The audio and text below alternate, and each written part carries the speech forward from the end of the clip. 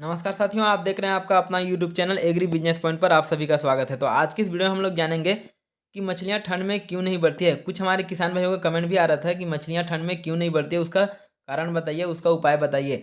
तो वैसे तो मैंने पिछले वीडियो में इसका उपाय बता रखा है, पर आज हम लोग इसमें जानेंगे कि उसका कारण क्या है कि मछलियाँ ठंड में क्यों नहीं बढ़ती है।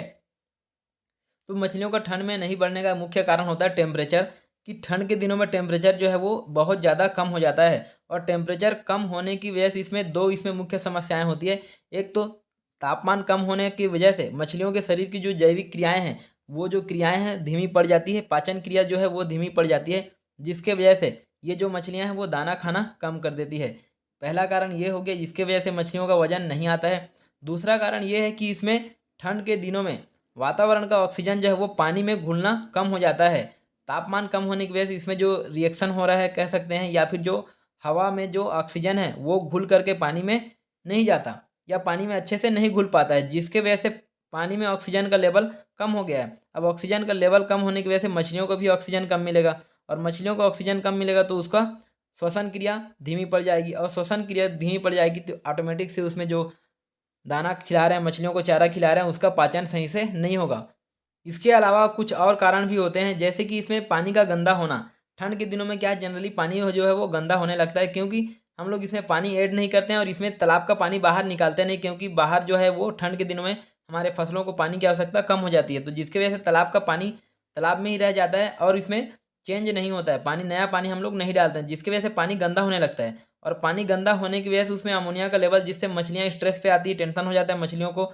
और इसके अलावा इसमें मछलियों में रोग होने लगता है पानी गंदा होने की वजह से, तो इसमें जो हानिकारक सूक्ष्म जीव हैं उनकी संख्या बढ़ने लगती है, जिससे मछलियों में रोग होने लगता है। और रोग हो जाएगा मछली को तो उसका वृद्धि नहीं आता है। तो इन सभी से बचने के लिए आपको इन सभी चीज़ों का उपाय करना होगा। तो यदि आप इन सभी चीज़ों का उपाय कर पाते हैं तभी मछलियों में ग्रोथ आएगा। इसके अलावा कारण होता है मछलियों के नहीं बढ़ने का, उसको ज़्यादा अमाउंट में मछली को डाल देना। तो यदि आप छोटे से तालाब में ही बहुत ज़्यादा मछली को डाल दे रहे हैं और तालाब का मेंटेनेंस सही से नहीं कर पा रहे हैं, उनको जितना आवश्यकता है उसके हिसाब से दाना नहीं दे पा रहे हैं, दाना यदि डाल रहे हैं उसको तो सही टाइम पर दाना नहीं खिला रहे हैं, तो इन सब के लिए मैंने अलग से वीडियो बना करके रखा है कि तालाब में कब चूना का प्रयोग करना है, दाना कब खिलाना है, कैसे खिलाना है, कितना दाना देना है, तालाब में कितना मछली डालना है। इन सभी सवालों का जवाब मैंने अलग अलग वीडियो में दिया हुआ है। तो जो साथी हमारे नए हैं वो वीडियो को जा करके ज़रूर देख लें। अगर यदि इस तरीके से आप मछली पालन करेंगे तभी आपके तालाब में मछली का सही ग्रोथ होगा। यदि तो एक बार जो मेरे द्वारा बताए हुए जो तरीके हैं उन तरीकों को अपना करके आप देखिए, निश्चित ही आपको उसमें 100% लाभ मिलेगा।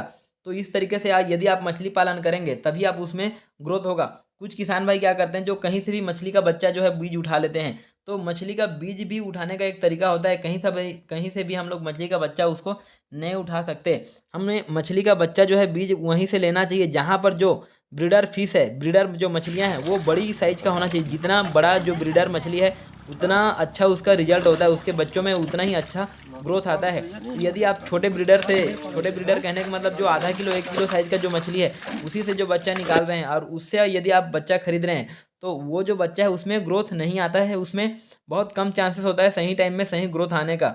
तो इस तरीके से यदि आप मछली पालन करते हैं तो ये जो कुछ तरीके हैं उनको आपको छोड़ देना है और जो नए तरीके हैं उसको अपनाना है, तभी आप उसमें अच्छा ग्रोथ ला सकते हैं।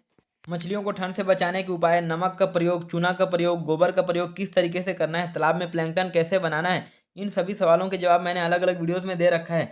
तो बिल्कुल आप जा करके प्लेलिस्ट में देख सकते हैं, या फिर मैं उसका डिस्क्रिप्शन बॉक्स पे लिंक डाल दूंगा, या फिर वीडियो के एंड स्क्रीन पर भी मैं उसका लिंक दे दूंगा, तो आप वहां से जा करके देख सकते हैं। यदि आप मछली पालन करके उसमें लाभ कमाना चाहते हैं तो इन तरीकों को आपको अपनाना पड़ेगा, तभी आप उसमें सफल हो सकते हैं, उसमें लाभ ले सकते हैं, नहीं तो उसमें डूब जाएंगे। यदि आप सोचते हैं कि तालाब में सिर्फ मछली का बच्चा ला के डाल देने से हो जाएगा तो आप मछली पालन करना बंद कर दो, आप मछली पालन मत कीजिए।